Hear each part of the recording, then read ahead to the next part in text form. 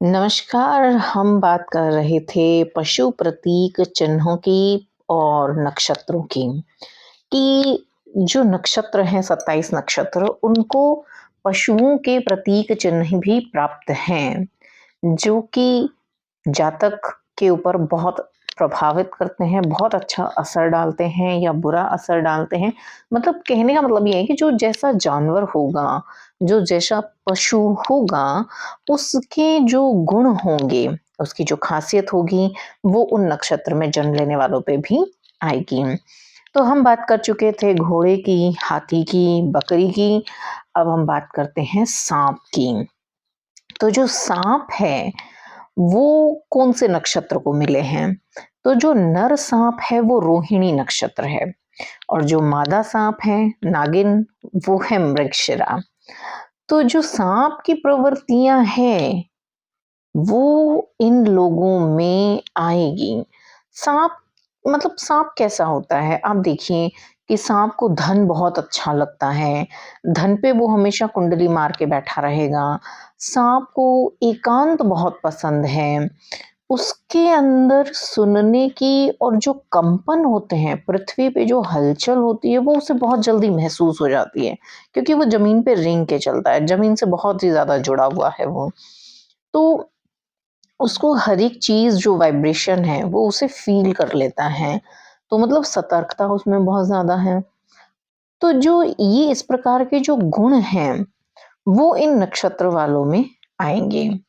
रोहिणी एक अत्यंत आकर्षक ऊर्जा वाला नक्षत्र है, जो सभी को आकर्षित करता है। रोहिणी नक्षत्र में भगवान श्री कृष्ण का जन्म हुआ है, बहुत ही आकर्षक हैं और चंद्रमा इनका स्वामी है। नक्षत्र का स्वामी कौन है? चंद्रमा। तो ये बेहद खूबसूरत और मतलब कहते हैं ना कि चाँद किसको नहीं पसंद आएगा? चाँद तो सभी को ही पसंद आता है, चंद्रमा की सुंदरता है, उसकी कलाएँ हैं, तो वो कलाएँ, वो गुण जैसे कृष्ण भगवान में थे, वैसे ही रोहिणी नक्षत्र में जन्म लेने वालों में भी होते हैं। तो जो रोहिणी नक्षत्र वाले होते हैं, ये एक बहुत ही आकर्षण लिए हुए होते हैं। ऐसे जातक धन के प्रति समर्पण रखने वाले होते हैं। मतलब धन उनको वैसे तो दुनिया में सभी को धन पसंद है, लेकिन इनको वो बोलते हैं कि हम बिल्कुल समर्पित हैं, मतलब हम इसकी रक्षा करेंगे। रक्षा वाला भाव जो होता है ना कि समर्पण का यहाँ ये मतलब है वैदिक ज्योतिष में कि रक्षा वाला भाव, रक्षा करने वाले होते हैं, अपने कार्यों में भी वो समर्पित होते हैं। अब जैसे भगवान कृष्ण ने जन्म के लिए रोहिणी नक्षत्र को ही चुना था, वे रक्षक भी थे। उन्होंने दुष्टों का वध भी किया, वे ज्ञानी थे, शक्तिशाली थे। तो इसी तरीके से रोहिणी नक्षत्र में भी जिनका जन्म होता है, वे दुष्टों का संहार करते हैं। अब जब यहाँ पे साँप को अगर हम देखते हैं ना, तो साँप देखिए चूहों को खाते हैं, मेंढकों को खाते हैं। तो चूहे जो क्या होते हैं, वो फसलों को नष्ट करते हैं। खेतों में अक्सर साँप पाए जाते हैं, तो चूहे क्या है, फसल नष्ट करेंगे, फसल को काट देंगे, तो साँप अगर उनको खा लेता है तो एक संतुलन बन जाता है। बहुत ज़्यादा हाँ, मतलब बहुत ज़्यादा फसलों को नुकसान नहीं पहुँच पाता, क्योंकि जो साँप होते हैं वो चूहों को खा जाते हैं। तो उन्होंने एक तरीके से रक्षा करी। वो किसान के धन की रक्षा हो गई। जो फसल है वो किसान का धन है, तो उसकी उन्होंने एक तरीके से रक्षा कर दी।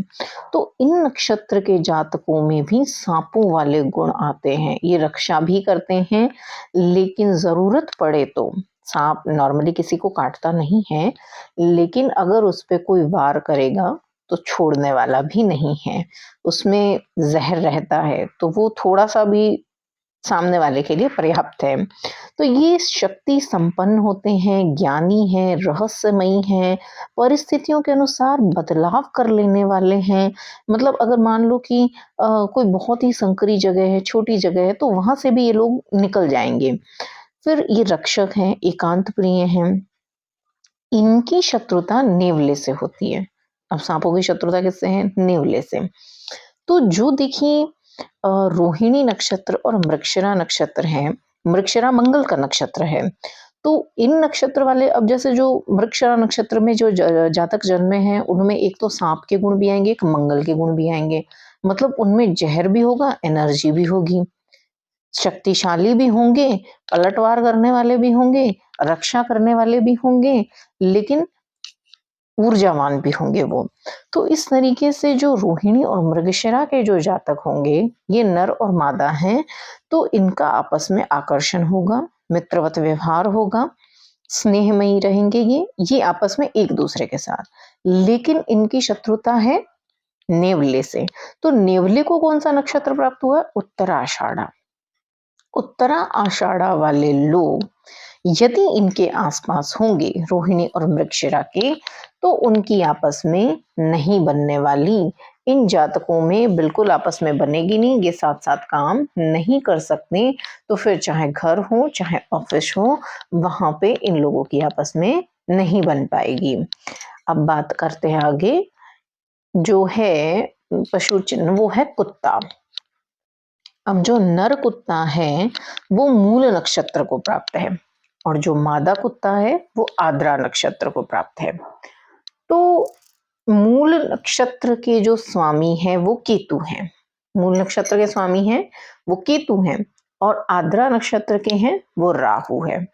तो मूल नक्षत्र और आद्रा नक्षत्र जो पशु चिन्ह मिले हैं इनको, वो कुत्ते के हैं। तो अब कुत्ते के जो गुण होते हैं, कुत्ते तो में तो बहुत खासियत है, बहुत फ्रेंडली नेचर होता है, उनको उसको तो परिवार बहुत पसंद होते हैं, लोगों के साथ, स्पेशली लोगों के साथ रहना उसे बहुत पसंद होता है, और वफादार होता है। तो जो कुत्तों के गुण स्वभाव होंगे वो इन नक्षत्र में जन्म लेने वाले जातकों में भी देखने को मिलेंगे। जैसे ये लोग वफादार होंगे, ईमानदार होंगे, अच्छे दोस्त होंगे, बुद्धिमान होंगे, कुत्ते बहुत बुद्धिमान होते हैं, सूंघने की क्षमता बहुत तेज होती है, दूर से ही किसी चीज को एक बार सूंघ लेते हैं तो बहुत समय तक भूलते तक नहीं है, स्मृति बहुत अच्छी होती है इनकी, मार्गदर्शक होते हैं, एक बार अगर कोई रास्ता देख लिया तो इनको मालूम रहता है, खतरों का पता इनको चल जाता है, पहले से ही भाप जाते हैं कि कोई खतरा आने वाला है। अ, फिर एनर्जी को भी ये लोग फील कर लेते हैं, कोई नेगेटिव एनर्जी है, पॉजिटिव एनर्जी है, इनको बहुत जल्दी वो चीजें महसूस हो जाती हैं। क्यों? क्योंकि गंध भी आती है इनको। तो जो सूक्ष्म गंध होती है नेगेटिव एनर्जी की, वो कुत्ते सूंघ पाते हैं, समझ पाते हैं, तो वो चीजें इनमें इन नक्षत्रों में जन्म लेने वाले जातकों में भी होंगी। वो भी उन सूक्ष्म ऊर्जाओं को, सूक्ष्म गंधों को जो सूंघ लेंगे, और उनको पता चल जाता है कि यहाँ कुछ नेगेटिव है या यहाँ कुछ अच्छा पॉजिटिव है, वाइब्स अच्छे हैं। तो और फिर ये रक्षा करने वाले भी होते हैं, कुत्ता अपने मालिक के लिए लड़ जाता है। तो ये जो सहज स्वभाव है इनके, वो इनमें नक्षत्र में जन्म लेने वाले जातकों में आएंगे।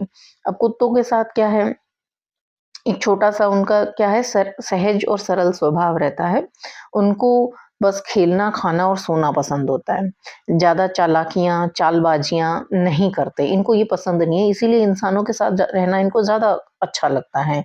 क्योंकि जैसे लोमड़ी है, फिर जो बिल्लियां हैं, ये थोड़ी चालाक टाइप की होती हैं। लोमड़ियां हमेशा चालाकियां करती हैं। तो ये जो चालाकियां वगैरह है, शिकार, कुत्ता भी शिकारी है, लेकिन फिर भी ये सहज में अपना रह लेता है कि थोड़ा बहुत खाना को मिल गया, खेलने को मिल गया, बस बढ़िया, अपना आराम से सोएंगे, जीवन यापन करो, बहुत ज्यादा के झमेले में नहीं पड़ना। तो ये स्वभाव मूल नक्षत्र और आद्रा नक्षत्र वाले जातकों का रहता है। अब इनकी बनेगी कौन से नक्षत्र से? नहीं, इनकी मुख्यतः ज्येष्ठा और अनुराधा नक्षत्र वालों से नहीं बनने वाली है। क्यों? क्योंकि ये हैं हिरण के नक्षत्र। अब यहाँ पे ज्योतिष में हिरण को कुत्ते का शत्रु माना गया है। क्यों? क्योंकि कुत्ते व हिरण दोनों की ऊर्जाएं, दोनों का स्वभाव विपरीत है। हिरण को जंगलों में रहना, वहीं उछल कूद करना, और अपना हरी घास खाना, और अपने में रहना ज्यादा पसंद है। वो इंसानों को ज्यादा पसंद नहीं करता, उसे बंधन में रहना पसंद नहीं आता।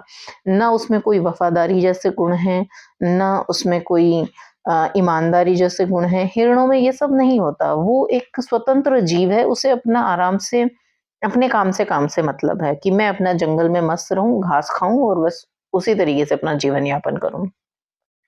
जबकि कुत्ते ऐसे नहीं होते। कुत्तों को इंसानों के साथ रहना पसंद आता है, वफ़ादारी है उनके अंदर, ईमानदारी है उनके अंदर, वो किसी के भी साथ रहें, वफ़ादारी उनके अंदर है, तो वो वफ़ादार रहेंगे ही, ईमानदार रहेंगे ही, जबकि हिरणों का स्वभाव ऐसा नहीं होता।